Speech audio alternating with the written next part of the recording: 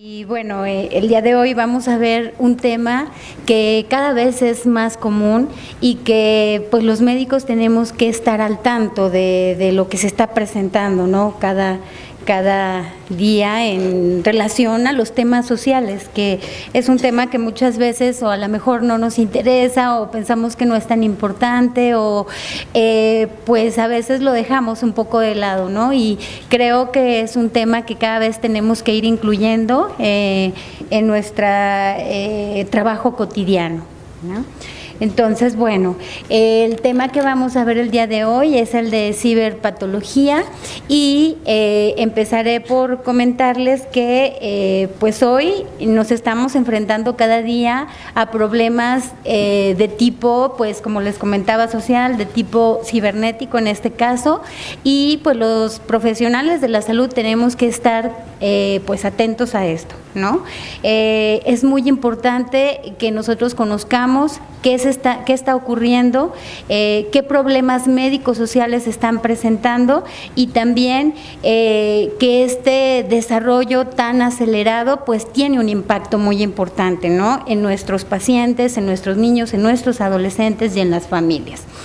Desafortunadamente estos temas actualmente tienen que ver con cuestiones económicas, con cuestiones de tipo comercial y desafortunadamente se han olvidado las cuestiones de seguridad, las cuestiones tanto a nivel macro como a nivel de la familia. Olvidamos que pues hay muchas estrategias, así como nosotros vamos educando a nuestros niños, a nuestros pacientes, a nuestras familias en relación al desarrollo, al cuidado.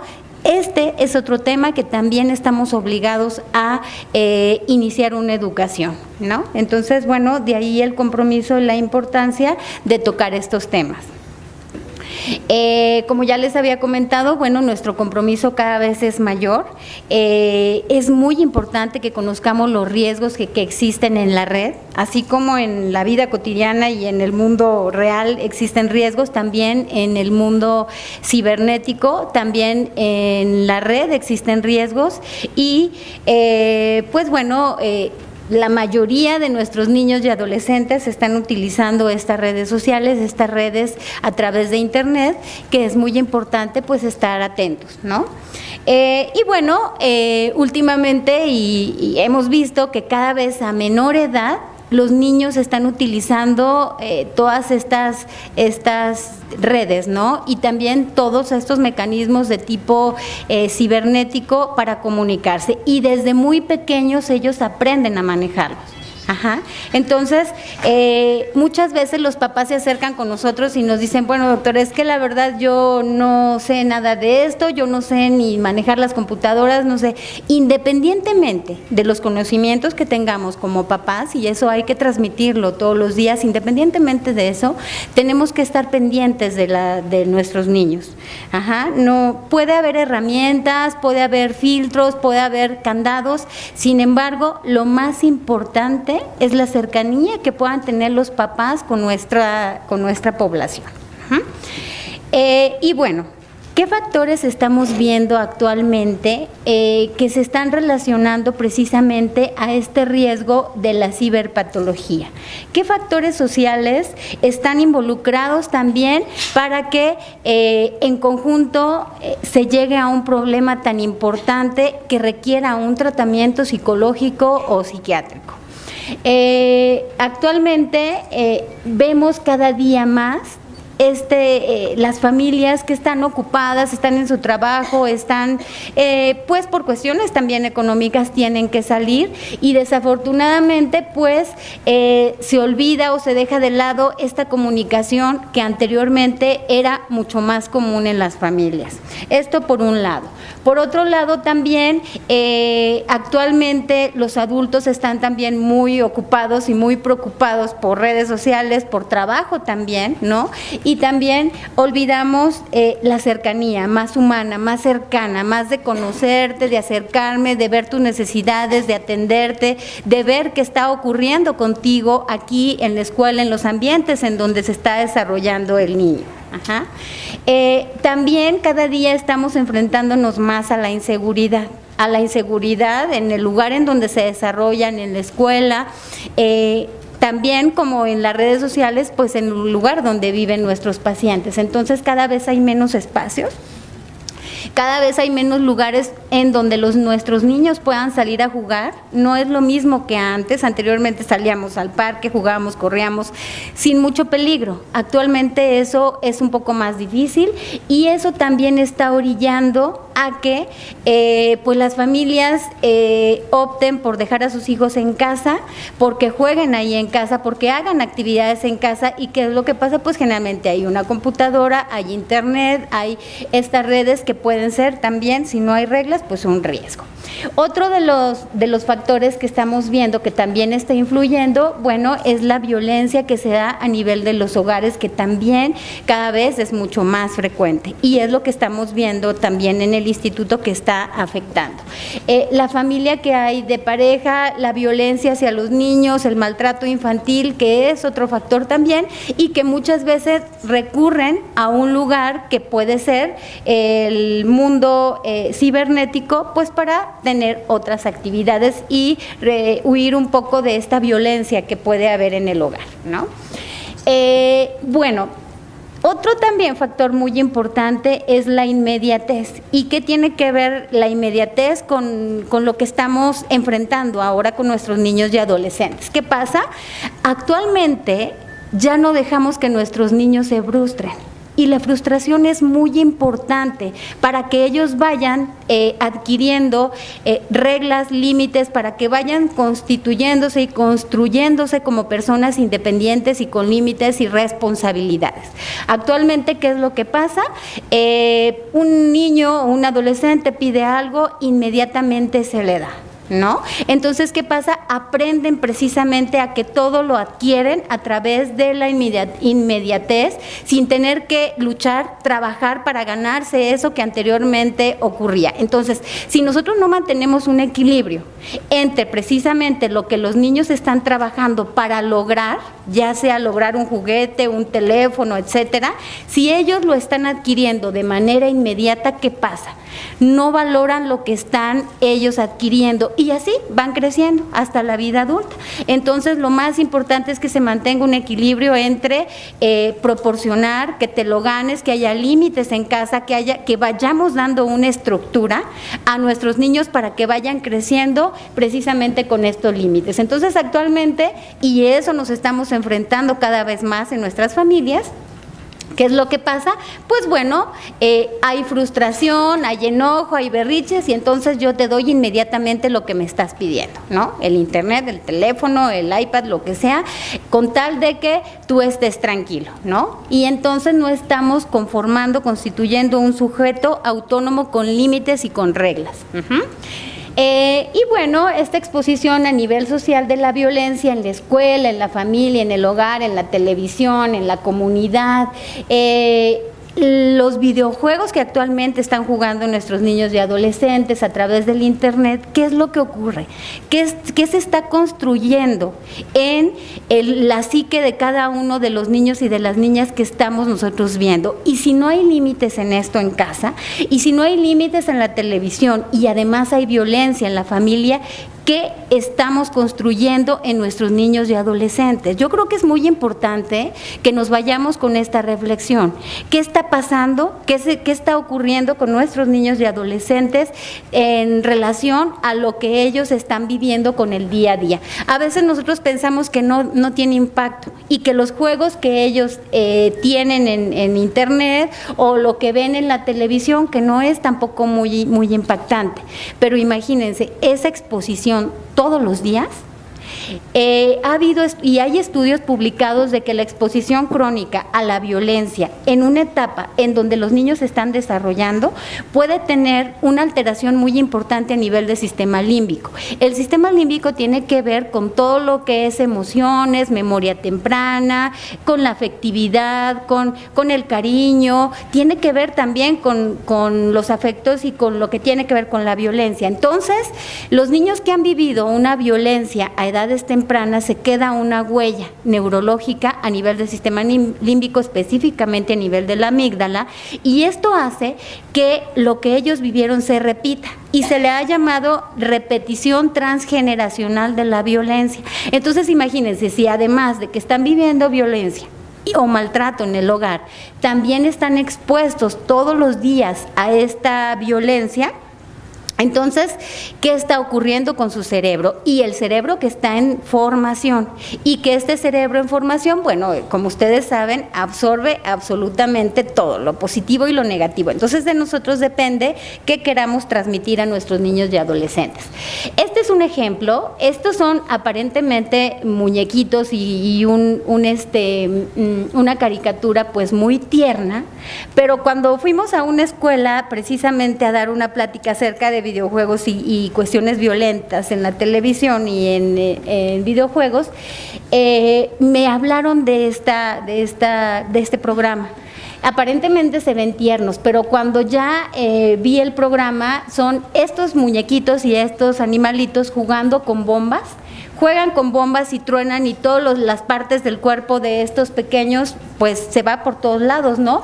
O los meten en unas máquinas y los descuartizan, o los abren y les sacan el corazón. Esto aparentemente para nosotros decimos, bueno, ok, no tiene ningún efecto, pero imagínense, están aprendiendo a normalizar lo que ven en esto. Y entonces, antes de los 6 años, sabemos que para los niños la muerte es reversible, es decir, los niños piensan, yo me muero y revivo mañana. Por eso que los superhéroes para ellos son muy importantes, y además juegan a superhéroes y se mueren y vuelven a revivir. Los videojuegos también muy impactante, y que juegan la mayoría de niños y adolescentes. En una encuesta que hicimos vimos que este juego es muy conocido, se llama Grand Theft Auto, y este juego seguramente, bueno, alguien lo conoce. Mientras más mates, mientras más personas de la tercera edad tú puedas secuestrar, matar, robar, tienes más puntos. Entonces te da la idea al adolescente de una potencia muy importante, y mientras más delinque en este videojuego, pues más puntos gana y más va avanzando el juego. Entonces imagínense todo lo que están viendo sin además tener, no quiero tampoco satanizarlo, y la idea de esto no es satanizar lo que está ocurriendo, pero sí es mantener un equilibrio entre la familia, entre la comunicación, y disminuir un poco el impacto que estamos viendo con esta situación, ¿no?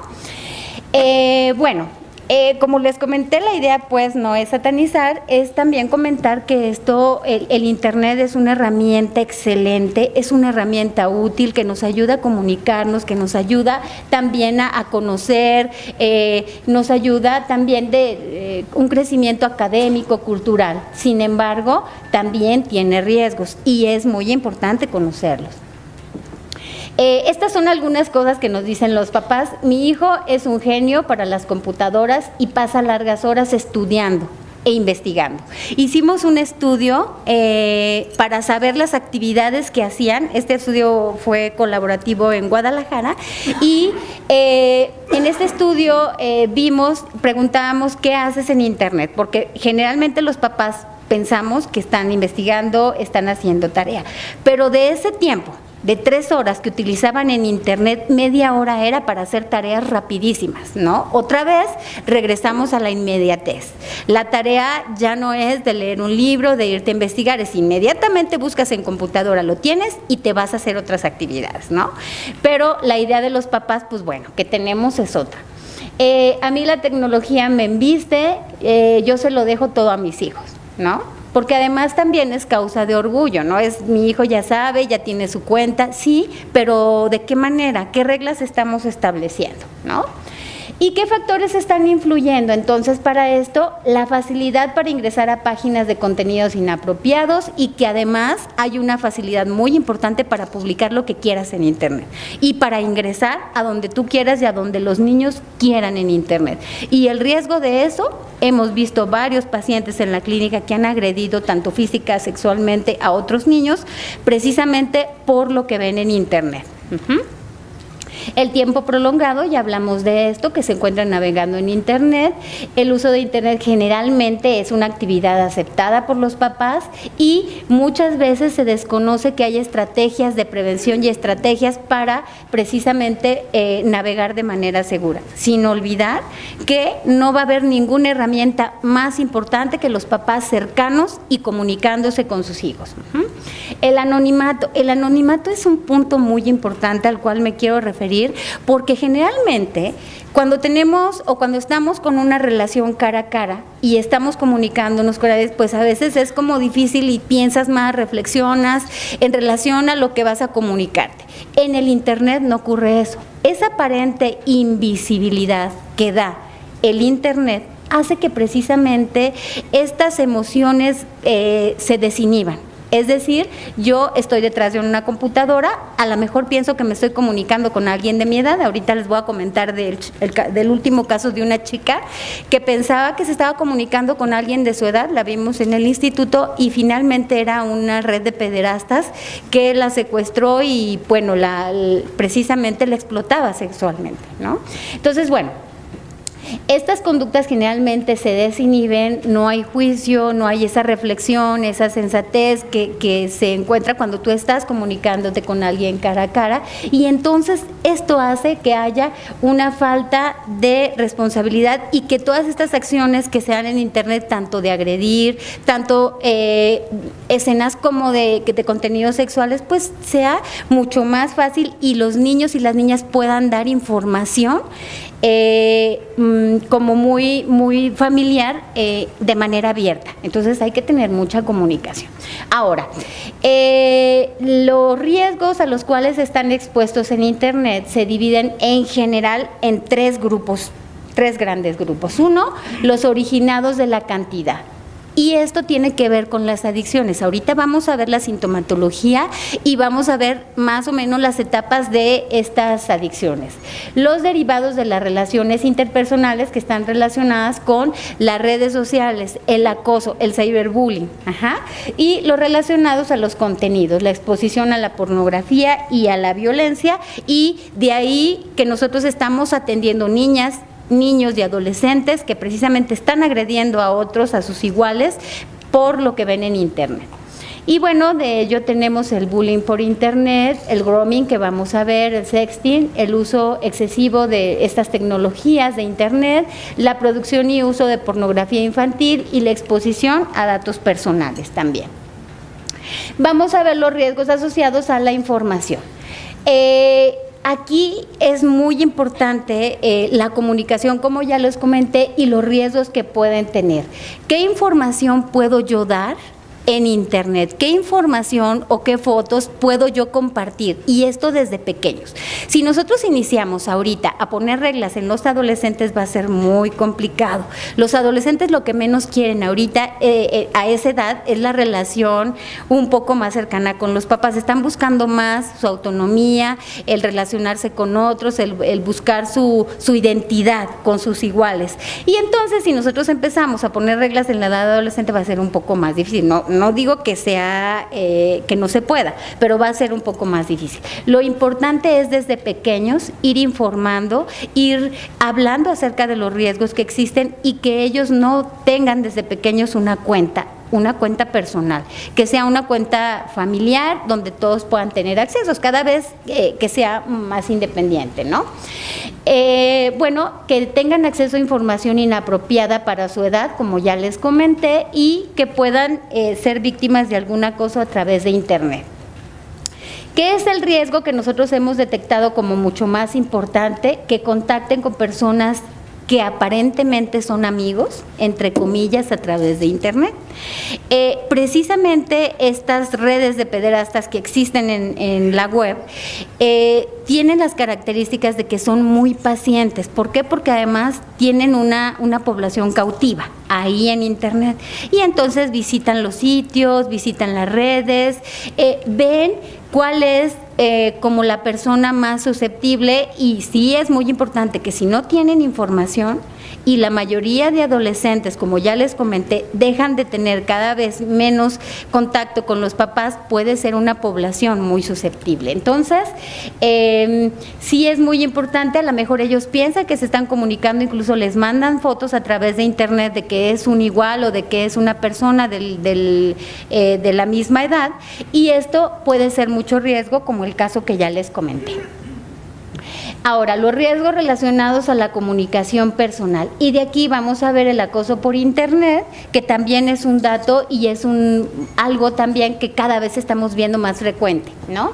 Y bueno, el cyberbullying, que tiene que ver con la intimidación mediante el uso de los medios electrónicos, cualquiera que sea, el correo electrónico, a través de las redes sociales, a través del teléfono celular, incluso a través de los videojuegos. A través de los videojuegos, como se comunican los adolescentes y que puedan comunicarse con quien sea aquí en nivel nacional o internacional, también puede haber este tipo de acoso. Y bueno, es un comportamiento difamatorio que se da de manera repetitiva y que va a ocasionar un impacto emocional en el niño o el adolescente. Este ocurre con mayor frecuencia entre amigos, entre personas que conocen, puede ser entre los compañeros del grupo, de la escuela, o entre el exnovio o exnovia de la adolescente que estamos atendiendo. Y también lo que hemos visto es que muchas veces las mamás están involucradas en esta situación. Cuando algo ocurre en la escuela con sus hijos, también hacen este tipo de acoso a través de internet. Y bueno, no es habitual que sea por personas desconocidas. ¿Y qué formas adopta el cyberbullying? Bueno, publicar en internet una imagen comprometida, que se haya hecho un fotomontaje a nombre de alguna persona, ¿no?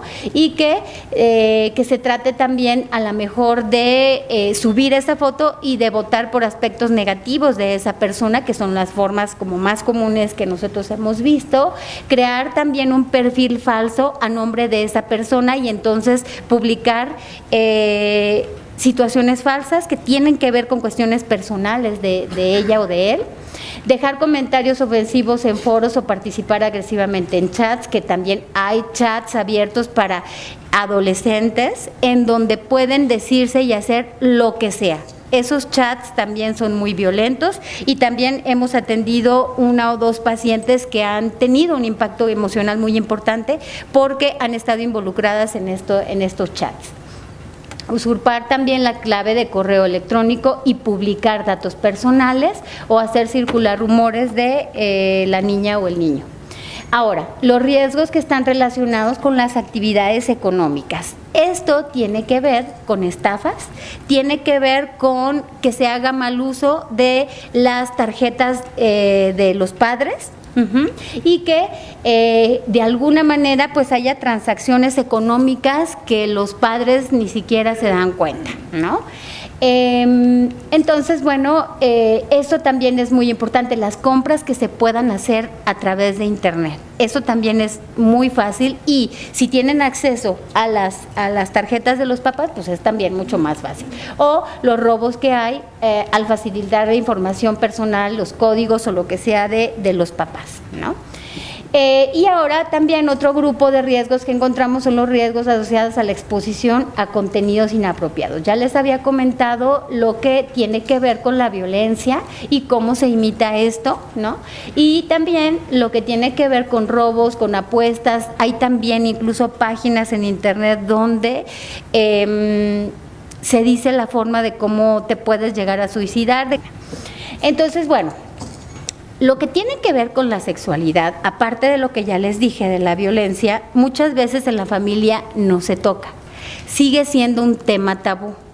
Y también muchas veces, ¿qué es lo que pasa? Los familiares van con nosotros los médicos, y los médicos que generalmente son, valga la redundancia, el primer contacto. Entonces, ¿qué pasa? Pues vengo con usted, doctora, para que me diga si esta manifestación que está teniendo mi niña a esta edad, a los 6 años, es normal para su edad.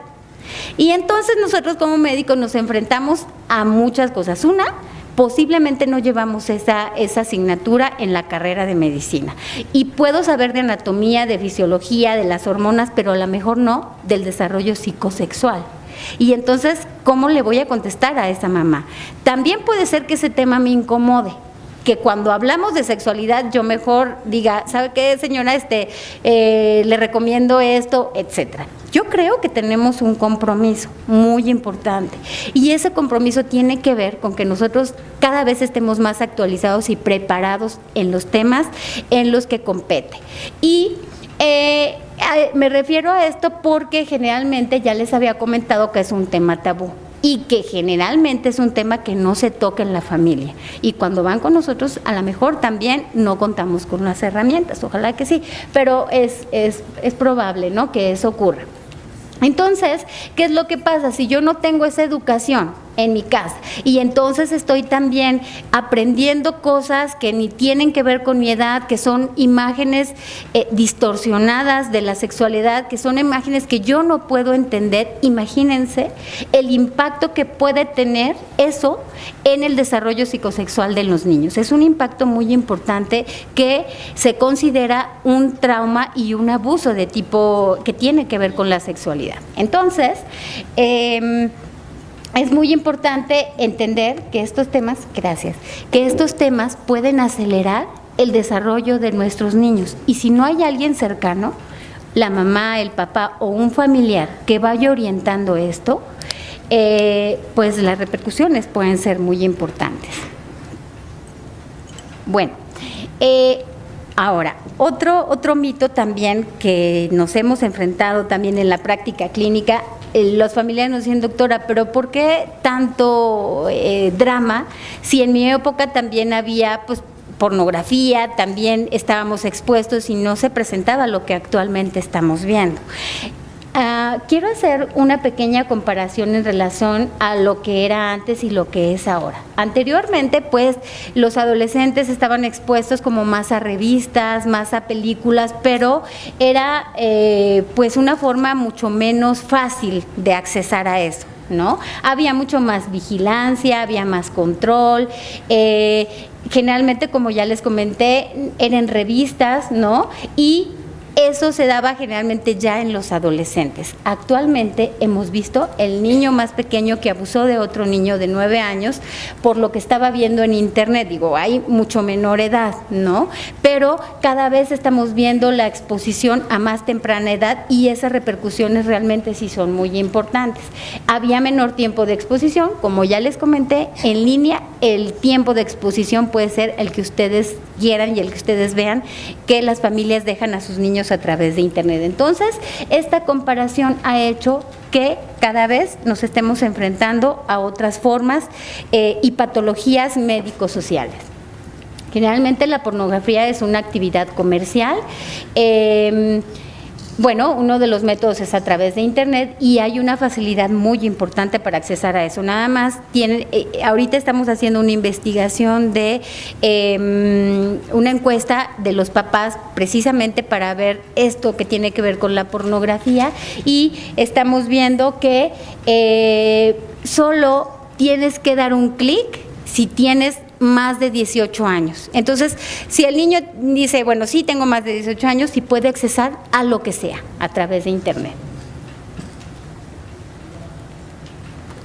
Y bueno, la pornografía excluye la parte emocional, la parte afectiva, vinculativa, y entonces otra vez nos estamos enfrentando a unas formas de vinculación diferentes de nuestros adolescentes. Otra vez a la inmediatez, a la rapidez, a lo que tiene que ver más con esta parte de una relación erótica no afectiva.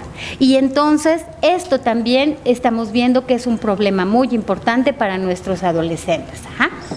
El riesgo que hay de embarazo en adolescente y el riesgo que hay de adquirir una infección de transmisión sexual también. Ajá. El riesgo también de violencia que hemos atendido en la clínica, ¿no?, que es muy importante. Entonces, de ahí lo básico que nosotros estamos proponiendo cuando vamos a las escuelas, cuando damos estas pláticas para los papás y ahorita con ustedes, que también son primer contacto, es investigar un poco. A lo mejor el paciente viene con crisis convulsivas, que incluso acabamos de atender ayer a una adolescente de 12 años que decía que tenía crisis convulsivas en la escuela, ya se le habían hecho todos los exámenes, se descartaron las crisis convulsivas, nosotros la estamos atendiendo y lo que la niña está viviendo es violencia en la escuela, es bullying en la escuela. Entonces, como ven, a lo mejor estamos atendiendo a una niña que aparentemente tiene crisis convulsivas, pero si nosotros observamos y analizamos qué hay detrás de esas crisis convulsivas o detrás de esa faringitis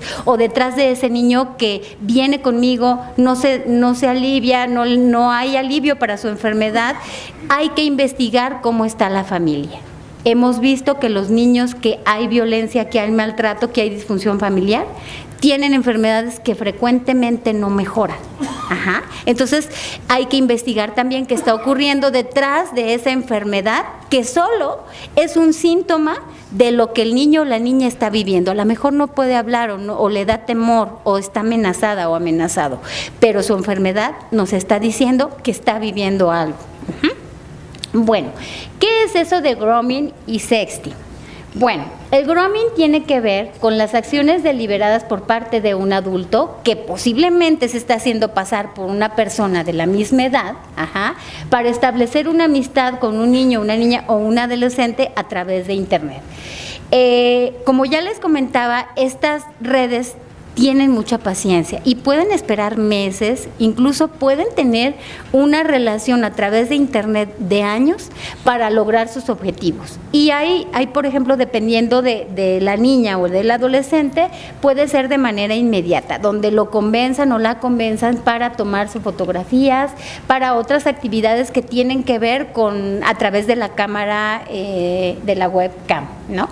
Entonces, bueno, el objetivo precisamente es esta satisfacción de tipo sexual mediante las imágenes, incluso también investigar y tratar de obtener la mayoría de datos: dónde vives, con quién convives, dónde es tu escuela, dónde trabajan tus papás, para llegar a tener un encuentro como esta adolescente que ya les comenté, que nosotros la atendimos en el hospital pues para ver todo el impacto psicológico, la mandaron de la Procuraduría, y para también hacer todos los estudios médicos correspondientes, ¿no? Esto puede durar, como ya les comenté, semanas, meses o años. El adulto poco a poco va obteniendo datos personales, poco a poco va acercándose mucho más a la intimidad de ese niño o de esa familia y consigue, eso es lo que les comenté hace un ratito, consigue que se desnude y que tome fotos de esto. ¿Para qué? Para hacer material, para publicarlo, para amenazarlo o amenazarla, y entonces lograr llegar a tener un encuentro con ese adolescente. El sexting es tomar imágenes también de desnudos, imágenes que tienen que ver con contenido sexual y que se publican a través de celular, a través de Internet, a través de cualquier medio electrónico para poder sobornar a ese adolescente. Y bueno, ahora vamos a ver lo que tiene que ver con las adicciones, que es otra forma a la cual también nos estamos enfrentando. Nosotros anteriormente, bueno, sabíamos que las adicciones tenían que ver pues con una sustancia que yo a lo mejor inhalo, a lo mejor me inyecto, ¿no? Pero ahora estamos viendo que hay adicciones que tienen que ver con una conducta, no con la administración o con el uso de alguna sustancia. Y esto se les ha llamado adicciones tecnológicas, que son adicciones no químicas de lo que yo estoy usando, pero que sí hay una liberación endógena de neurotransmisores que también está muy relacionada a otras adicciones, como son la ludopatía o el uso de alguna droga. El uso de Internet se va a convertir, lo que sea, ya sea pornografía, videojuegos, lo que sea, se va a convertir en un problema en función a la intensidad, a la frecuencia y el grado de interferencia. Ajá.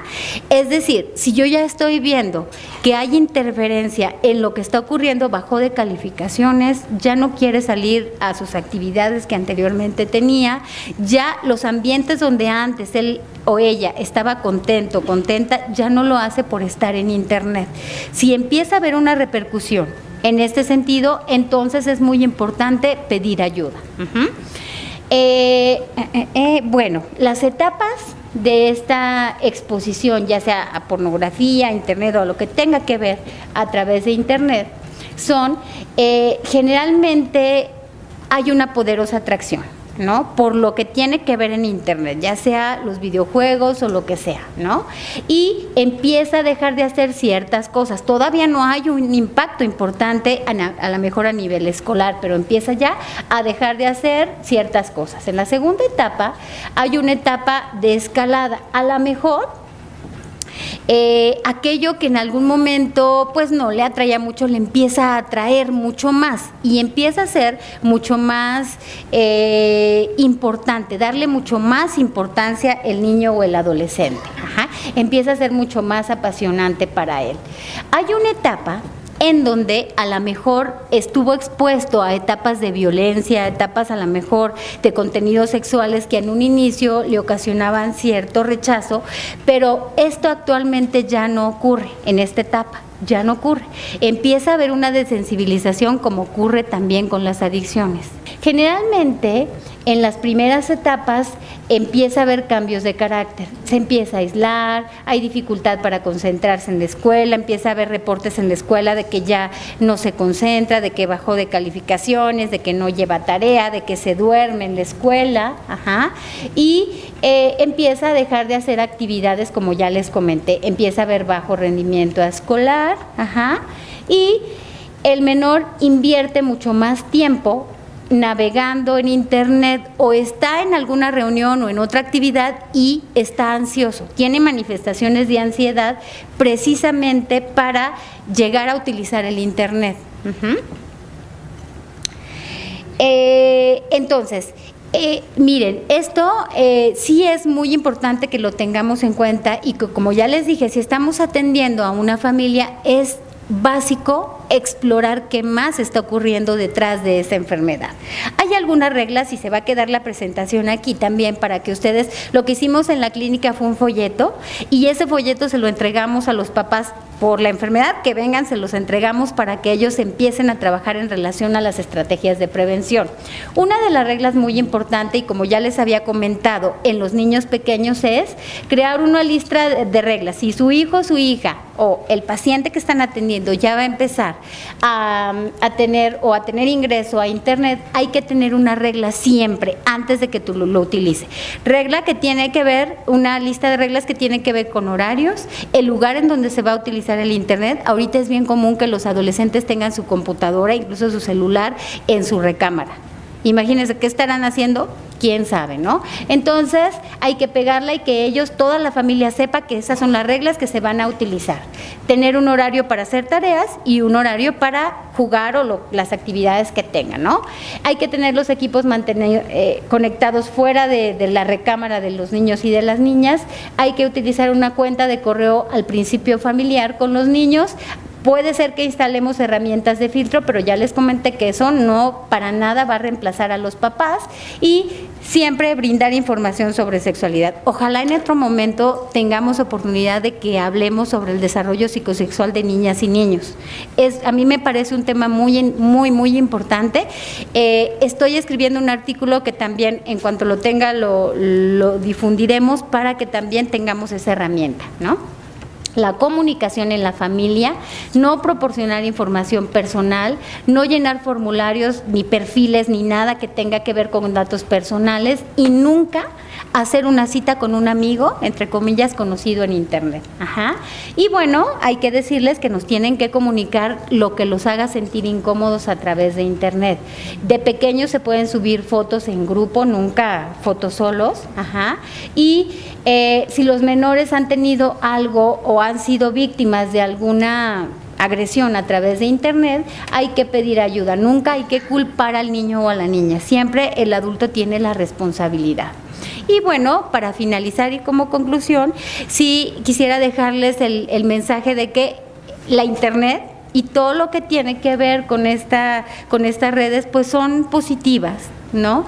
Es muy importante que ellos aprendan, si no seríamos o serían analfabetas cibernéticos, y esa no es la idea, ¿no? Sí, es muy importante que estén en comunicación a través de estas redes, pero al igual que en el mundo real, es muy importante que ellos sepan que también en la web hay peligros y que sepan cuáles son esos peligros y que lo comuniquen con los familiares más cercanos. Siempre es necesario establecer reglas, y que los papás estén comunicados y cercanos a los niños. Cuando lleguen a la adolescencia, pues va a ser mucho menos complicado.